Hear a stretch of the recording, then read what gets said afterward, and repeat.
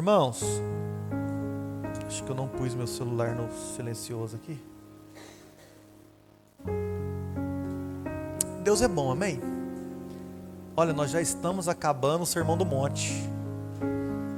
Achei que eu ia ouvir o Sermão do Monte, tem sido bom. Tô brincando, tá, gente? Não podia perder a piada. Mas Deus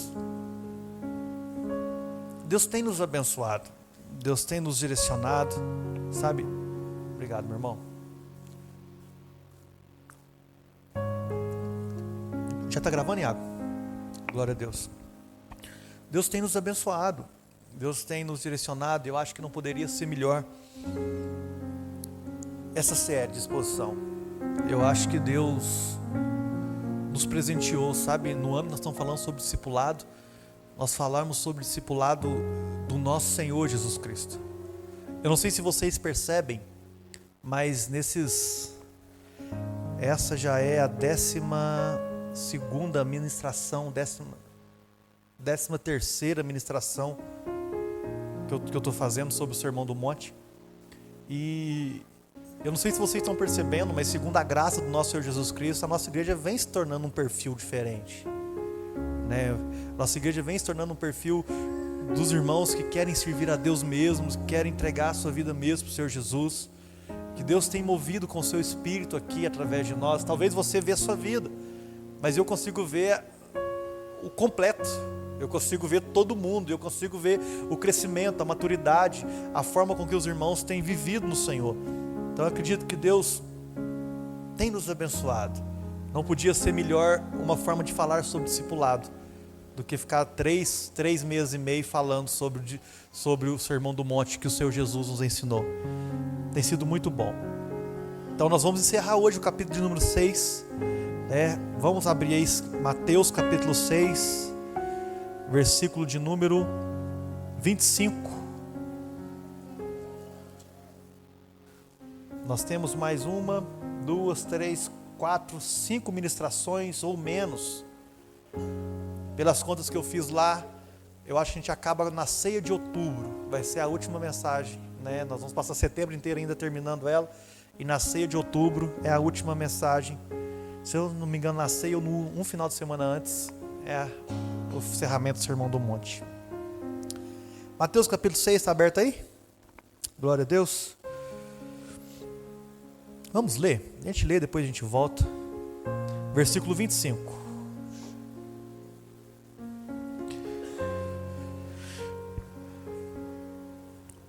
Portanto eu digo, não se preocupe com a sua própria vida, quanto ao que comer ou beber, nem com o seu próprio corpo, quanto ao que vestir. Não é a vida mais importante que a comida, e o corpo mais importante que a roupa? Observe as aves dos céus, não semeiam, nem colhem, nem armazenam em celeiros, contudo, o Pai Celestial as alimenta. Não tem vocês muito mais valor do que elas? Quem de vocês, por mais que se preocupe, pode acrescentar uma hora que seja a sua vida? Por que vocês se preocupam com roupas? Vejam como crescem os lírios do campo. Eles não trabalham nem tecem. Contudo, eu digo que nem Salomão, em todo o seu esplendor, vestiu-se como um deles. Se Deus veste assim a erva do campo, que hoje existe e amanhã é lançada no fogo, não vestirá muito mais a vocês, homens de pequena fé. Portanto, não se preocupe dizendo o que vamos comer ou o que vamos vestir, pois os pagãos é que correm atrás dessas coisas. Mas o Pai Celestial sabe que vocês precisam delas. Busquem, pois, em primeiro lugar o reino de Deus e a sua justiça, e todas as coisas serão acrescentadas a vocês. Portanto, não se preocupem com o amanhã, pois o amanhã trará suas próprias preocupações. Basta a cada dia o seu próprio mal. Vamos orar? Senhor meu Deus e meu Pai, eu quero te agradecer por essa noite, por essa palavra. Que o Senhor possa abrir os nossos olhos, abrir os nossos ouvidos, entendimento, coração, para que possamos guardar tudo aquilo que o Senhor tem para ministrar nessa noite. Nos faça mais parecidos com o Senhor. Nos faça ser cheios do Senhor, segundo o teu poder, a tua graça. É o que nós oramos, em nome de Jesus. Amém, amém. Irmãos,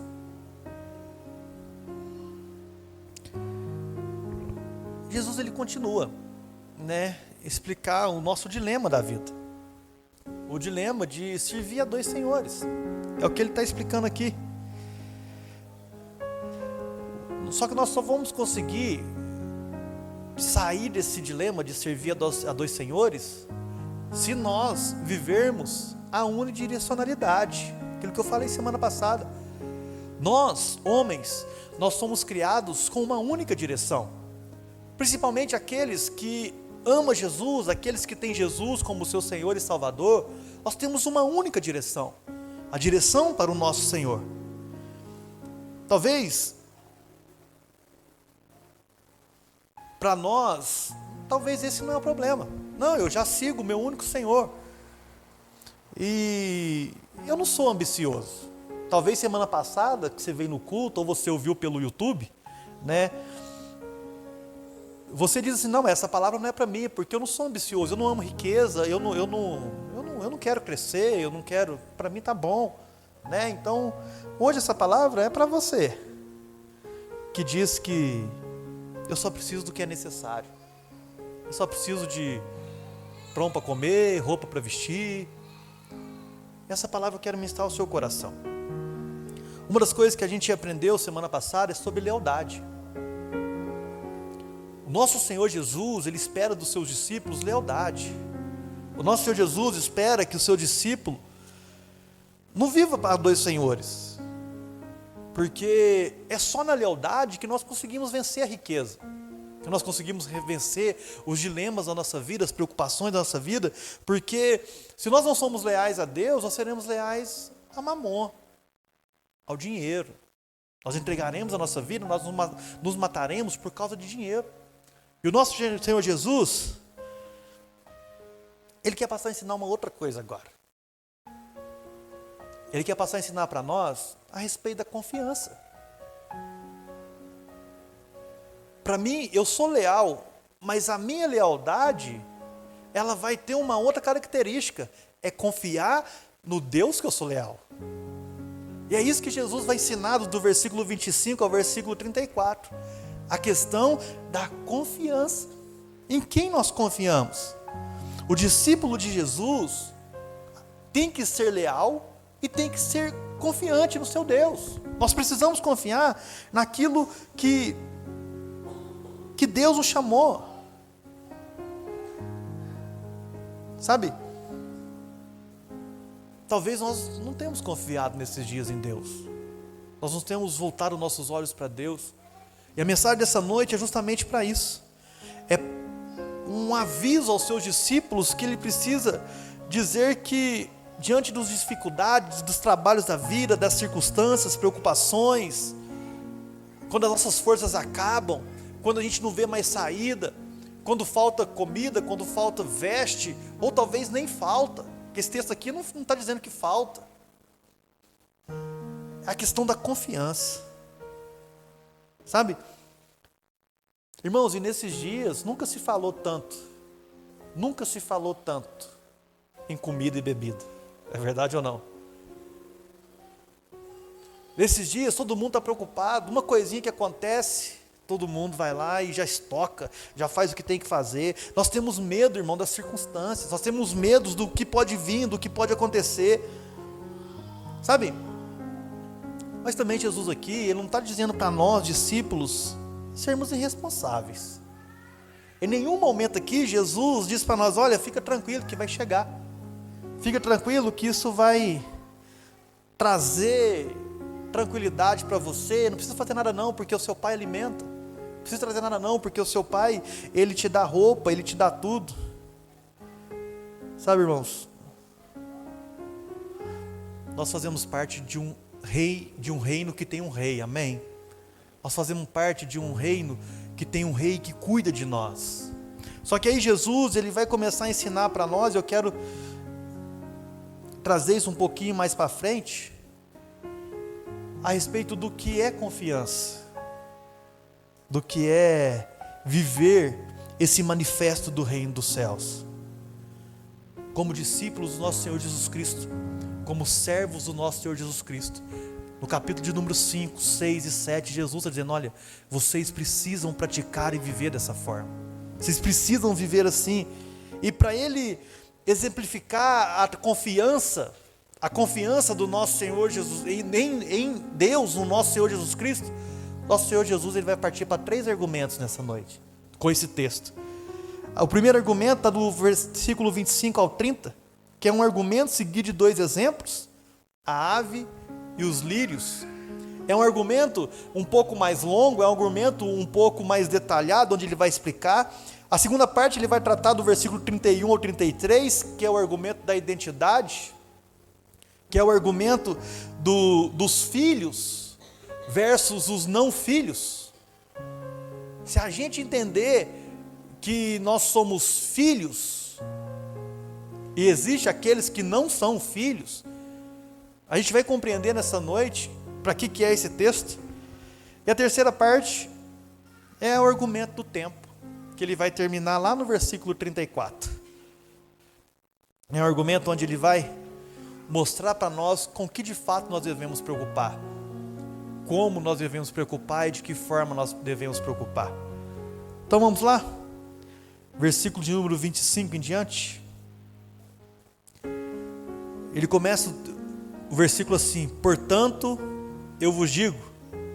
Irmão, portanto, Jesus está conectando esse texto com os outros textos. Por isso, portanto, Jesus ele não interrompe aqui o texto que ele está falando sobre mamon, sobre dinheiro, sobre cuidado. Aqui ele dá uma continuação. Portanto, eu vos digo. Irmãos, que palavra difícil de Jesus. Não se preocupe com a vida. Faça ideia do discípulo de Jesus olhando para ele assim: como assim? Não se preocupe com a vida? Isso é muito irresponsável, Jesus. Isso é muito irresponsável.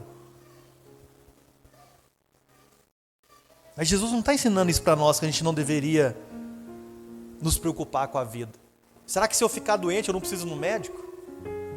Será que se eu tiver algum problema de saúde eu não tenho que correr atrás? Será que se estiver faltando alguma coisa eu não tenho que correr atrás? Irmão, Jesus não está se referindo àqueles que se preocupam com a vida. Jesus está se referindo àqueles que reduzem a vida em apenas comida e bebida e vestes. Tem muita gente que acha que viver é comer. Tem muita gente que acha que viver é beber. Tem muita gente que acha que viver é vestir. E gastam muitas coisas, tudo que tem, numa roupa bacana, numa comida. Jesus não está dizendo isso. Sabe, o que vale mais para nosso Senhor Jesus Cristo, e de fato Jesus ele quer que a gente cuida de nós. Jesus quer que a gente cuide do nosso corpo, Jesus quer que a gente cuide de tudo, mas isso não é o mais essencial da vida.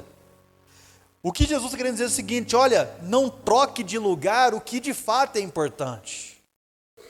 Não troque de lugar aquilo que é responsabilidade nossa, que é cuidar do corpo, que é cuidar da saúde, que é cuidar daquilo que nós precisamos para sobreviver.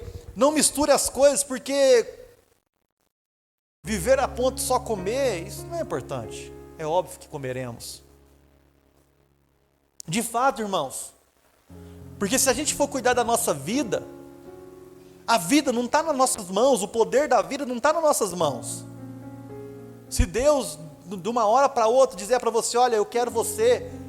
Se Deus, de uma hora para outra, pela sua graça e misericórdia, deixar que você venha ter uma enfermidade, e essa enfermidade é para a morte, e você vier a falecer, qual médico poderá te curar? Qual médico poderá te livrar do câncer? Qual médico poderá te livrar de um acidente se Deus assim não quiser? Porque o poder da vida está nas mãos de Deus. Muitos dizem: meu corpo, minhas regras. Quem já ouviu essa frase? Minha vida, minhas regras. É essa vida que Jesus está querendo dizer para nós: olha, não é seu corpo suas regras, não é sua vida suas regras, porque o seu corpo como discípulo, a sua vida como discípulo de Jesus, ela pertence a Deus. Tudo é de Deus. Jesus está querendo dizer aqui para os discípulos que se você está respirando agora é porque Ele quer. Se o ar que você respira nesse momento, seu pulmão está cheio, é porque Ele quer. Então quem tem o poder da vida? Jesus. Sabe o que Jesus está dizendo para nós nessa noite? Discípulos, vocês não são o centro. Não é vocês que estão no centro. É a obra do nosso Senhor Jesus Cristo. Não somos nós os garantidores da provisão da nossa vida. Sua vida não é provida por você. É o que Jesus está querendo dizer aqui para nós. Quando Ele dá o exemplo dos passarinhos, quando Ele dá exemplo de tudo. Sabe, o que nós precisamos esses dias, irmãos, é entender que na nossa dificuldade, a gente precisa de entender que também nós precisamos dar credibilidade ao nosso Senhor Jesus Cristo. É saber que Deus está confiando em nós, está cuidando de nós. Ou acreditamos que Ele é o Senhor de tudo isso daqui, ou acreditamos que Deus está conduzindo tudo isso aqui, ou não dá. Quantos confiam que Deus está conduzindo tudo? Deus está conduzindo todas as coisas, e nós precisamos entrar dentro do querer do nosso Senhor Jesus. Ele vem dizer para nós: olha, não se preocupe com a sua própria vida, porque a vida não é mais importante. Sabe, aqui ele vai trazer alguns argumentos do menor para o maior. Ele vai usar o argumento do passarinho, das aves do céu. Irmãos, o que ele está dizendo é o seguinte: o argumento que Jesus está querendo ensinar para nós é um argumento do seguinte contexto. Se uma pessoa te der uma caixa de bombom, presta atenção, uma caixa de bombom, você acha que essa pessoa ela tem poder para te dar um bombom ou não? Você ganhou uma caixa de bombom com 15 bombons dentro. Essa pessoa ela pode te dar um bombom ou não? Sim. Porque se ela te der uma caixa, ela tem condição de te dar um bombom. O que vale mais, um bombom ou uma caixa de bombom? Uma caixa. É o que Jesus vai trazer nesses dois argumentos para nós. O que é mais importante, um passarinho ou você? Então, se eu cuido de um passarinho, se eu cuido das aves do céu, por que eu não cuidaria de você? Só que quando nós lemos esse texto, irmão, muitos de nós, não todos nós, mas vamos falar muito, 50% de nós, o que vem na sua mente? Você pensa um passarinho com a boca aberta e a mãe vindo botar comida, não é? Só que não é esse texto. Um passarinho, para conseguir comida, ele tem que sair do ninho, ele tem que voar. Não é responsabilidade de Deus colocar comida na sua boca. É responsabilidade de Deus prover comida para você. Existe uma lei que não tem como fugir dela, irmão. O homem tem que plantar. O homem tem que esperar a terra frutificar. O homem tem que esperar a terra dar seu fruto. O homem tem que esperar a sua camisa ficar pronta. O homem tem que produzir. Jesus está dizendo para nós: olha, vocês vão ser cuidados pelo seu Pai. Vocês vão ser levados pelo seu Pai. Mas não é esperar no ninho. é ir atrás, é voar. Tem passarinhos que voam quilômetros e quilômetros, né, para fugir do inverno. Tem passarinhos que voam para buscar alimento longe. Lutero diz: você acha mesmo que Deus vai colocar tudo nas suas mãos? Não é assim que Deus faz, não é assim que Deus fez, e não é assim que Deus vai fazer. Deus vai cuidar de você, mas você vai ter que correr atrás. O que Jesus quer dizer para nós aqui é que as aves dos céus, elas não semeiam, elas não plantam, elas não precisam ficar ali esperando, mas Deus cuida. Deus deixa o alimento ali para ela, reservado no lugar certo, na hora certa. Sabe, o que Deus está querendo dizer para nós que somos filhos, é o que diz aqui, olha, o seu Pai, para nós que somos filhos, Deus já está cuidando de tudo, basta a gente ir atrás e a gente conseguir conquistar, conseguir viver segundo a graça e a vontade do nosso Senhor Jesus Cristo, porque se a gente não faz isso, o amanhã não chega. E a gente fica ali achando que Deus não existe, achando que Deus não ama, achando que Deus não está nem aí para nós. Sabe, irmãos, achar que Deus vai colocar tudo nas nossas bocas é uma infantilidade, é uma meninice que não provém dos discípulos do nosso Senhor Jesus Cristo. O que Jesus sempre quer dizer para nós, que nós valemos mais do que essas aves. Sabe, uma coisa eu quero dizer bem claro para vocês, irmãos.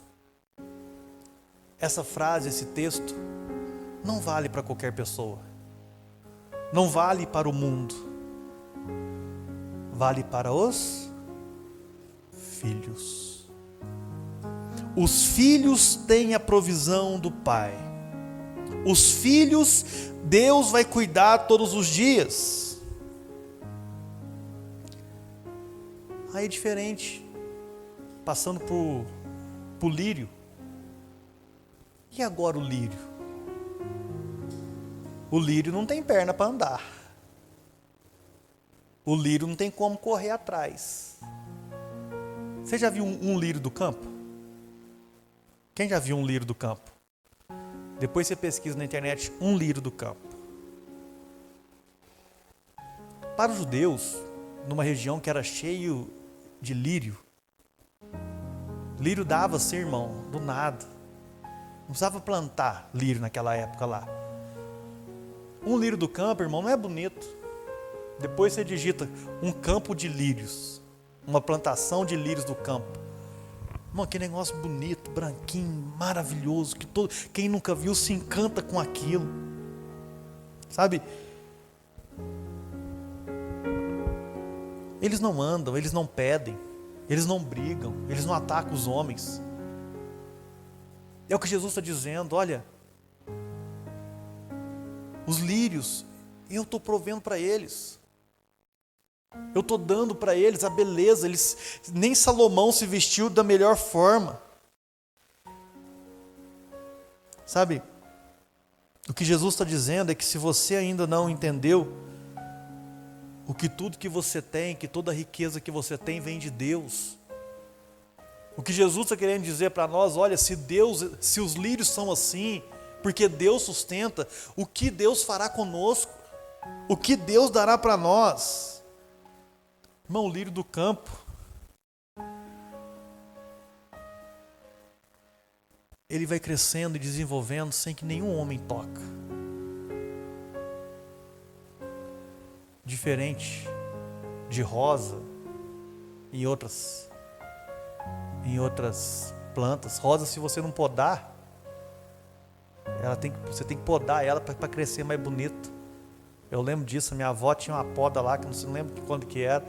Era eu que podava todo ano, de uma lua a outra assim, tinha que ir lá, que se não fosse, dava briga para o negócio acontecer. O lírio não precisa disso.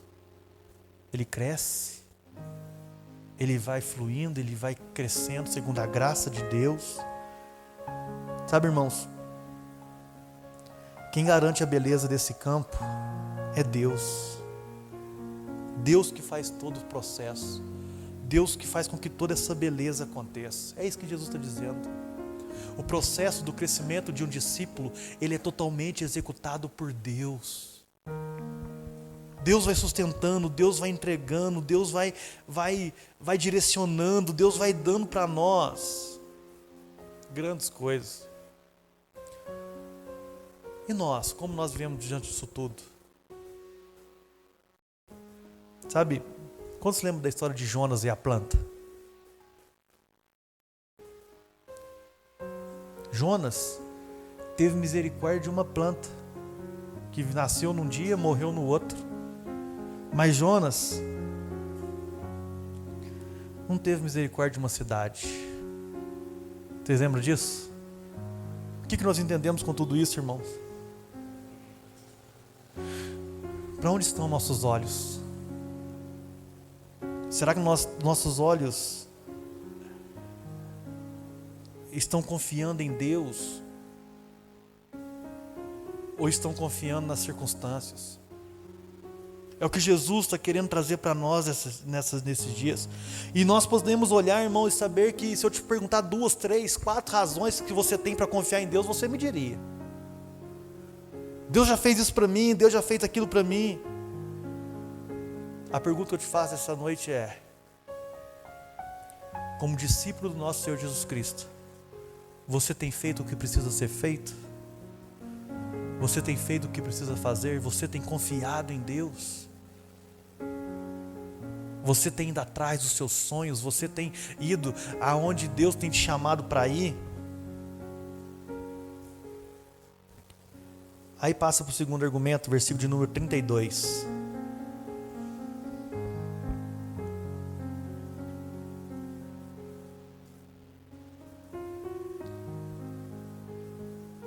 Diz assim, 31. Portanto, mais uma vez, portanto, não se preocupem dizendo que vamos comer, ou que vamos beber, ou que vamos vestir, pois os pagãos é que correm atrás dessas coisas, mas o Pai Celestial sabe que vocês precisam delas. Gentios, irmãos, está englobado em tudo aqueles que não são discípulos de Jesus, que não são o povo de Deus. O mundo tem que preocupar com essas coisas. O mundo tem que correr atrás dessas coisas. O mundo precisa preocupar com o que vai vestir, com o que vai comer. E a pergunta que eu faço para nós essa noite é: como eu sei se eu sou ou não um discípulo de Jesus? Eu fico ansioso por essas coisas? Eu fico com medo dessas coisas? Sabe por quê que nós precisamos entender isso e que Jesus está querendo ensinar para nós a respeito da confiança? Porque ele vai voltar lá atrás de novo, naquele sermão que nós fizemos semana passada, que ele vai dizer o seguinte: olha, no coração está o tesouro, no coração está as riquezas, e ter um Senhor que gosta disso talvez é mais interessante do que ter o outro. Ter poder, ter um Deus que nos dá essas coisas, talvez é muito mais interessante.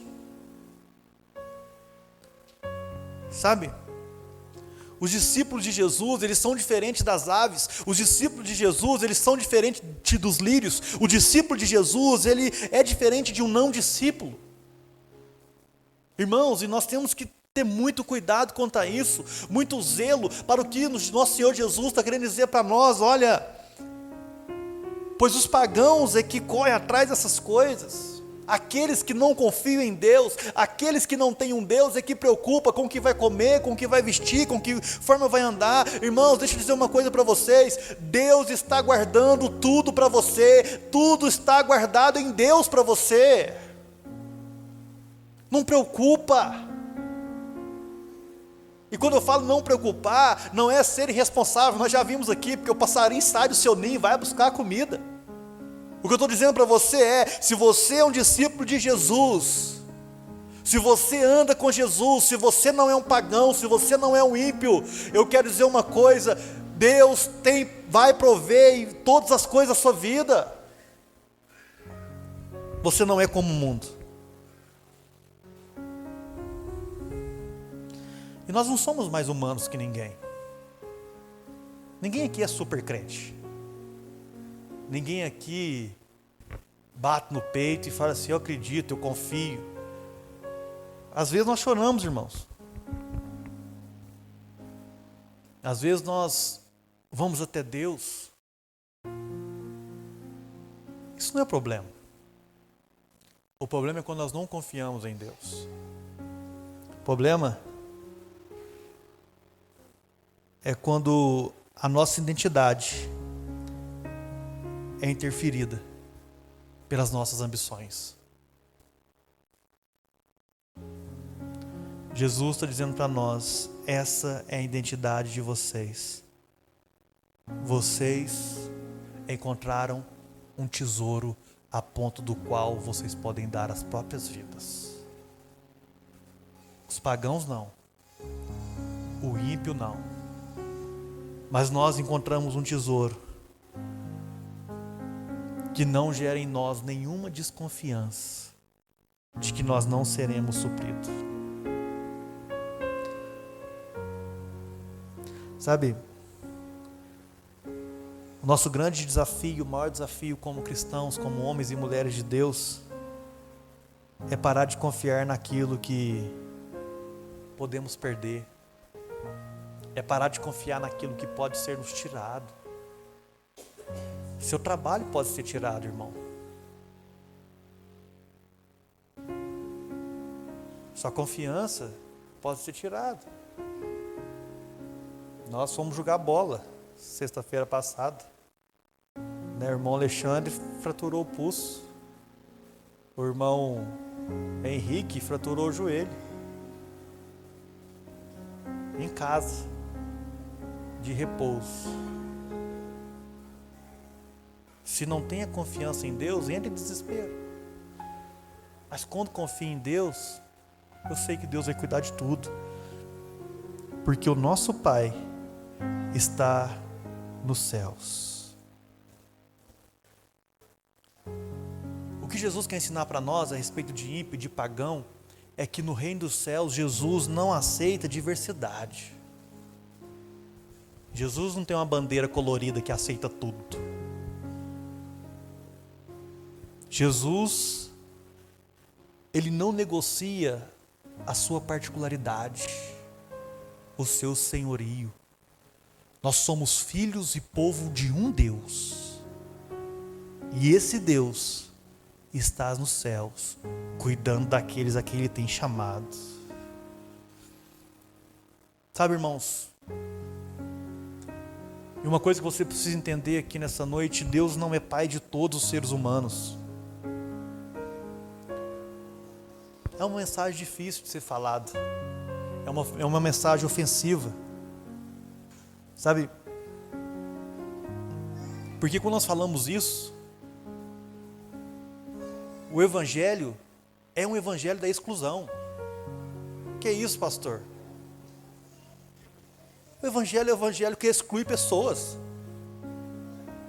Porque quando o evangelho é pregado e a pessoa não quer, e a pessoa não vai para o reino de Deus, ela está excluída do reino. O evangelho, ela inclui e exclui pessoas. Sabe, uma coisa que a gente precisa entender, irmãos, é justamente isso.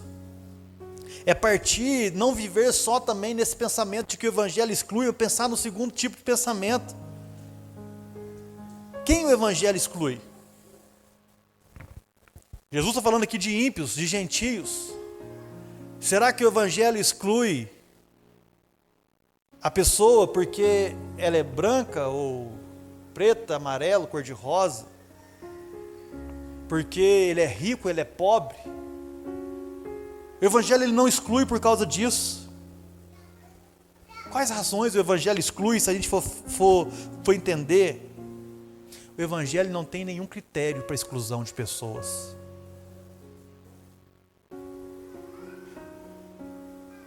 O critério que Deus escolheu para excluir ou não uma pessoa do seu reino é aqueles que aceitam o Senhor Jesus como seu único e suficiente Salvador e se tornam filhos do nosso Deus. Porque quem é filho do nosso Deus, o Pai Celestial, sabe de tudo aquilo que você precisa. Nós somos filhos de Deus. Sabe, irmãos, e quando a gente entende isso, o que Jesus está querendo dizer aqui para os seus discípulos, sentado naquele monte ensinando, olha, Jesus está dizendo mais ou menos assim: se eu fosse você, eu dobrava o joelho todo dia e agradecia, porque você teve um encontro com Deus. Se eu fosse você, qualquer oração que você fizesse, a primeira seria: Deus, muito obrigado, porque hoje eu posso ouvir o seu Evangelho, muito obrigado, porque hoje eu estou chegando mais perto do Senhor a cada dia. Quantos podem dizer obrigado, Senhor, porque eu estou ouvindo o seu Evangelho? Obrigado porque eu sou discípulo. Obrigado porque hoje eu posso confiar num Deus que vai cuidar de mim. Aqui nesse reino, no reino de Deus, a escolha é feita por Deus. É segundo os critérios dele, nenhum homem é capaz de entender. Irmão, não tem como, mas por que Deus não salvou o pagão? Por que Deus não salvou? Não sei, irmão, eu não sou Deus. Tem coisas que se eu fosse entender o que Deus está dizendo, eu seria Deus. Tem coisa que não está no homem, né, pensar, no homem imaginar. Por que algumas pessoas vão para o inferno? Não sei. Por que algumas pessoas vão para o céu? Não sei. Só sei que eu vou para o céu. E Deus, se Ele quiser um dia, vai explicar para nós. Se Ele não quiser também, não tem que explicar nada para nós. Ele é Deus. Os critérios é dele. Por isso, irmão, a nossa igreja não escolhe para quem pregar. Nossa igreja não é uma igreja de rico. Nossa igreja não é uma igreja de pobre. Nossa igreja não é uma igreja de raça. Nossa igreja é a igreja do nosso Deus, que traz para cá quem Ele quer, do jeito que Ele quer, da forma que Ele quer. E nós só estamos no processo de salvação uns com os outros. Por isso nós vamos entender que nós somos filhos. O mundo não. Você é diferente do mundo, irmão. É o que Jesus está querendo dizer para nós. Você é diferente, você tem um pai. Como eu disse aqui hoje pela manhã,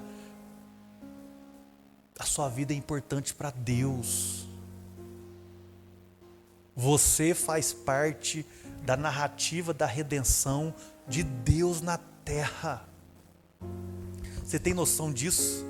Seu nome não está escrito na Bíblia, mas está escrito no livro da vida.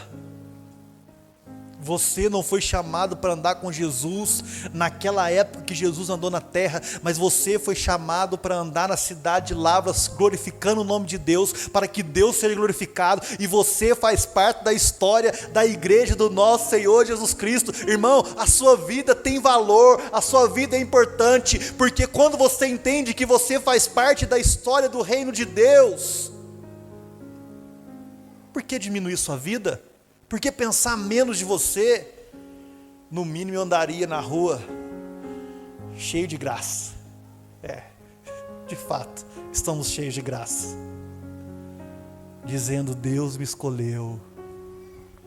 Não anda de cabeça baixa não, irmão, porque talvez está faltando alguma coisa hoje. Deus está provendo para você, Deus já proveu para você. Você é um filho de Deus. Sabe,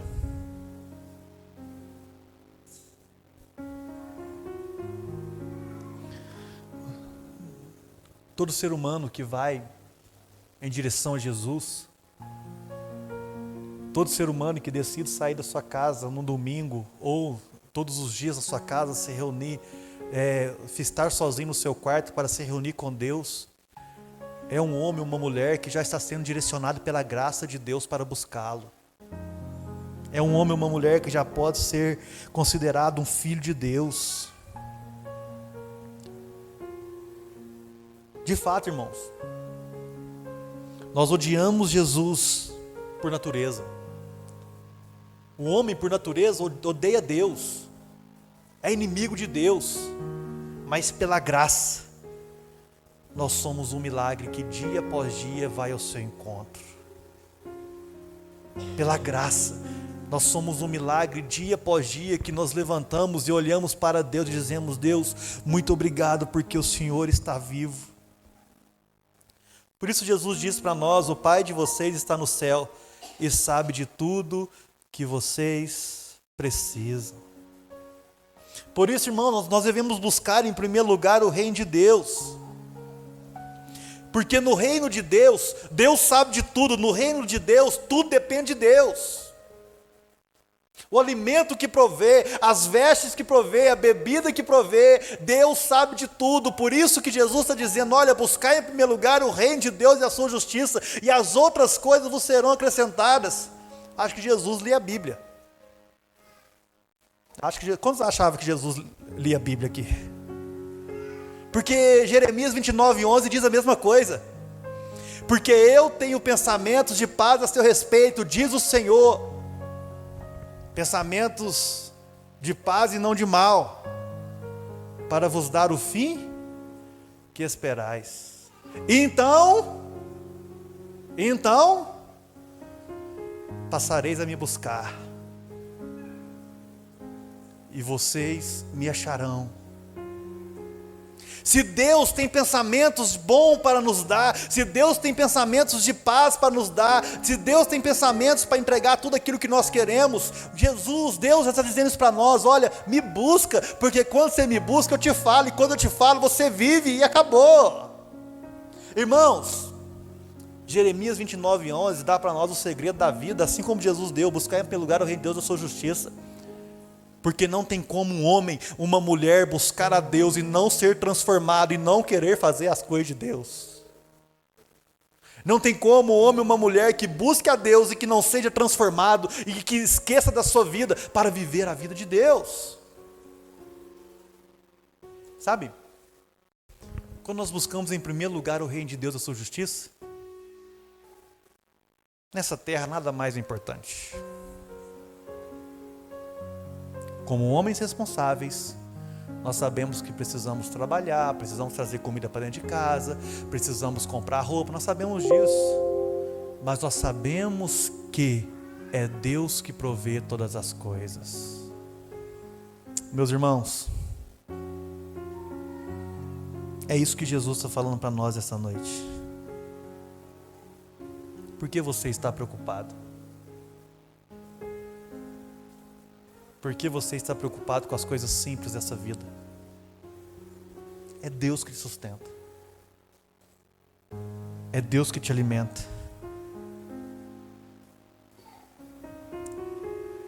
Versículo 34. Terceiro, portanto, da noite.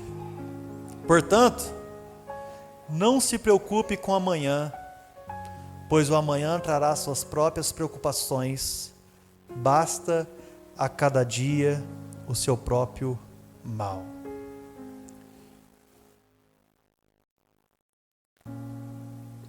O argumento do tempo. Jesus aqui agora está chegando no centro. Ele dá um argumento mais denso, aí depois ele dá um argumento um pouquinho menor quanto àquilo que nós devemos buscar, não como os pagãos, e agora ele dá um argumento pequenininho. Jesus está dizendo que aquela preocupação com a vida, com as coisas da vida, com o corpo, entre outros, são preocupações dos ímpios, pois é isso que eles pensam todos os dias. E Jesus, ele precisa dar um ponto final nesse arremate. Ele quer dizer para nós o seguinte: olha, a nossa preocupação com a vida decorre com as nossas preocupações com o dia de amanhã. Irmão, você já parou para pensar e observar que nós não estamos preocupados com hoje? Nós só estamos preocupados com amanhã, com o boleto que vai vencer, com o arroz que está acabando. Nós não estamos preocupados com hoje. Hoje nós não oramos para amanhã. Hoje nós não buscamos a Deus por hoje. A sua preocupação não tem nada a ver com hoje. Repara para você ver. Quanto que eu vou ganhar amanhã? Daqui 2 anos, aqui mesmo na igreja. Se a gente deixar, nós estamos programando nossa igreja para 10 anos de igreja, esquecemos de fazer o hoje. O centro dessa mensagem de Jesus, do capítulo do número 6, vai terminar nesse versículo 34, que fecha todo o enredo, dizendo para nós: portanto, não se preocupe com amanhã, o amanhã trará suas próprias preocupações. Sabe, essa orientação final, Jesus está dizendo para nós: olha, para de querer ir atrás de vidente. Quem quer saber do amanhã é vidente, irmão. Quem quer saber, quem está preocupado com amanhã é vidente. Amanhã trará seus cuidados. Amanhã trará os seus problemas. Quem já fez algum planejamento? Quem já planejou alguma coisa? Irmão, planejamento foi feito para dar errado. Não é? Você planeja um negócio e no meio do caminho dá errado. Quando aconteceu assim? Você planejou um negócio, depois você fala assim: meu Deus, hoje está acontecendo tudo errado que eu planejei. Sabe por quê? Porque não é você que controla, é Deus. E tudo que Deus faz é bom. Tudo que dá errado, na verdade deu certo. Talvez não saiu do seu jeito, mas saiu do jeito de Deus para a sua vida. E a gente precisa entender isso, irmão. Aí a gente não fica preocupado se a economia está boa, se está ruim, se a política está boa, se está ruim. Porque quem preocupa com isso é pagão. Quem preocupa com isso é quem não tem nosso Deus como Senhor e Salvador. É Deus. Nosso Senhor está no controle de tudo, conduzindo tudo. Nada vai dar errado, porque Deus sabe de todas as coisas. Deus não tem nenhuma dificuldade de falar para nós, irmão, através da sua palavra, o que Ele tem para falar. Sabe?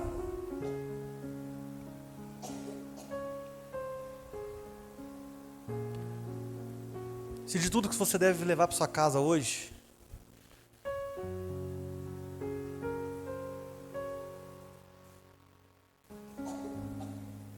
eu quero te fazer uma pergunta.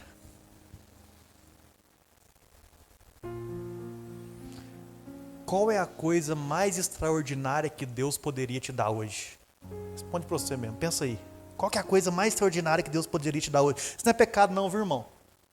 Pelo amor de Deus, eu não estou pregando aqui contra sonhar com as coisas, querer as coisas, correr atrás das coisas. Eu não estou falando nada disso. Estou falando com preocupação, amém ou não?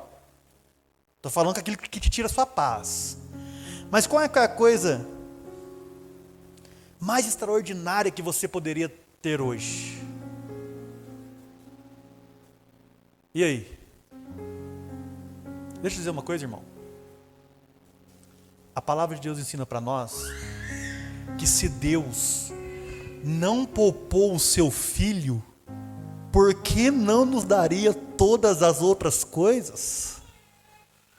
Sabe isso aí que você pensou? Salário, carro, casa. Se Deus não poupou seu filho para te dar a vida eterna, por que Ele não te daria as outras coisas? Por que Deus não te daria? Por que ficar ansioso? Sabe? Uns 2 meses atrás, eu andando de moto, fazendo as minhas entregas,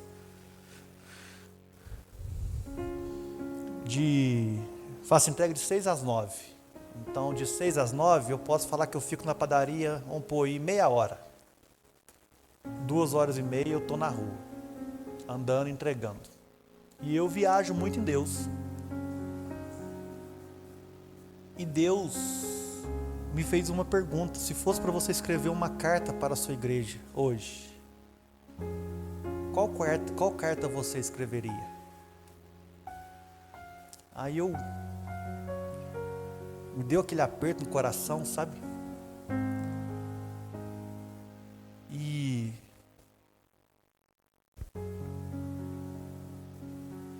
eu fiz a seguinte indagação: se eu fizesse essa pergunta para a minha igreja, para a igreja Teu Reino, na qual Deus tem levantado uma liderança para cuidar, e colocasse uma lista de pedido de oração,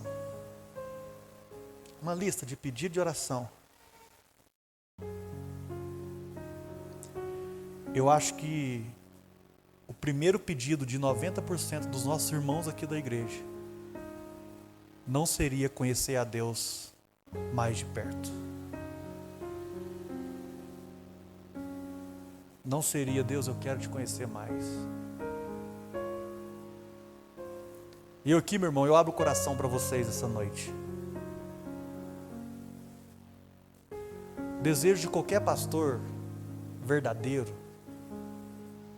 o desejo de qualquer homem sério que anda com Deus, não é que você conquiste as coisas. Eu falo para você, na minha vida pastoral, é difícil eu fazer uma oração com um pedido: pastor, eu quero conhecer Deus, como que eu faço? Eu só recebo pedido de oração. E façam, viu, irmãos? Façam. Tem que fazer pedido de oração, qualquer um. A luz que está cortando, a água que está acabando, filho com problema. E temos que orar. Faça oração. Peça para mim oração. O maior desejo que nós temos como pastor, irmãos, é que a nossa igreja conheça a Deus. O maior desejo de Jesus, se você vê o Evangelho de Jesus, Jesus está pouco preocupado. Quando eu falo pouco preocupado, eu já entro numa outra coisa, que Ele fez todas essas coisas. Mas Jesus começa o seu ministério: arrependei-se porque é chegado o reino dos céus na vida de vocês. Jesus, antes de qualquer coisa, Ele não está preocupado com o que você vai comer, com o que você vai vestir, onde você vai trabalhar, quanto você vai ganhar. Jesus está preocupado se você conhece a Deus ou não. E essa tem que ser a preocupação dos verdadeiros discípulos de Jesus. Essa tem que ser a sua preocupação, se eu conheço a Deus ou não, porque se eu conheço a Deus, eu sei que todas as coisas me serão acrescentadas. Sabe, irmãos, o que eu sonho para a nossa igreja é uma igreja de discípulos que conheçam a Deus, que não sirva a Deus porque querem mais dinheiro, que não sirva a Deus porque tem medo da vida, que não sirva a Deus porque está empregado, que não sirva a Deus porque a conta está cheia, mas é que sirva a Deus porque amam a Deus. A minha maior preocupação como pastor dessa igreja é se vocês estão conhecendo a Deus ou não. Porque se nós não conhecemos a Deus, nós vivemos como ímpios, pagãos, correndo atrás de tudo aquilo, ficando ansioso com tudo aquilo que Deus não quer. Porque como cristãos, irmãos, nós devemos buscar em primeiro lugar o reino de Deus e a sua justiça, e todas as outras coisas nos serão acrescentados. Pastor, mas confiar em Deus é difícil, porque alguns aí para trás confiaram em Deus e morreram como mártires. Alguns aí atrás confiaram em Deus e choram, sofrem. Por que eu vou confiar num Deus desse? Por que eu vou confiar? É melhor eu correr atrás e fazer. Sabe, irmãos? Faço outra pergunta para vocês. Por que Deus precisou enviar seu filho para sofrer? Morrer numa cruz, viver o escárnio dos homens. Irmãos, se Deus enviou seu filho para sofrer, o que diríamos nós? Se Jesus passou por isso, de fato, irmão, o sofrimento que Deus nos dá, não só forja o nosso caráter,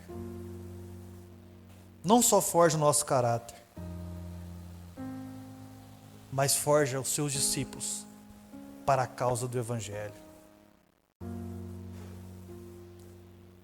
O seu sofrimento é para a causa do Evangelho. E é nesse sofrimento que Cristo nos une.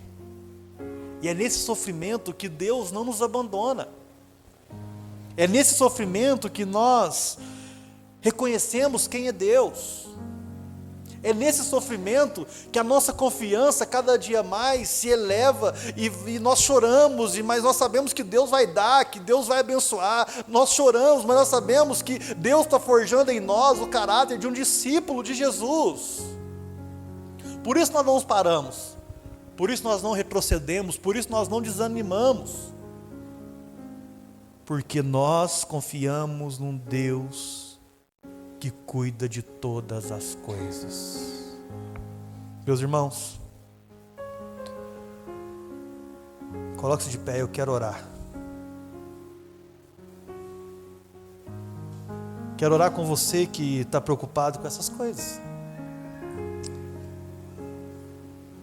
Quero orar com você que tem o coração apertado, passa mal porque está preocupado com o amanhã.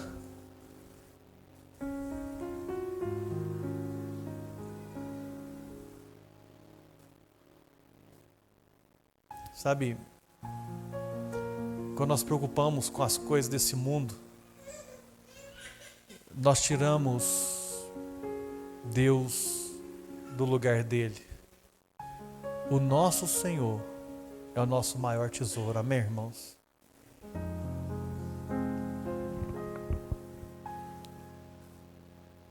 Seu tesouro é Cristo, porque quem tem Cristo tem tudo nessa vida. Enquanto a gente estiver focado no nosso tesouro, naquilo que nós somos, nada vai acontecer. Mas quando nós estivermos focados em Deus, naquilo que Ele é, Ele vai cuidar de tudo. Ele vai derramar tudo sobre nossas vidas. Vamos orar? Ah, meu Deus, muito obrigado por essas palavras. Muito obrigado porque o Senhor nos ensinou que o Senhor cuida das aves, que é menor, que o Senhor provê todas as coisas.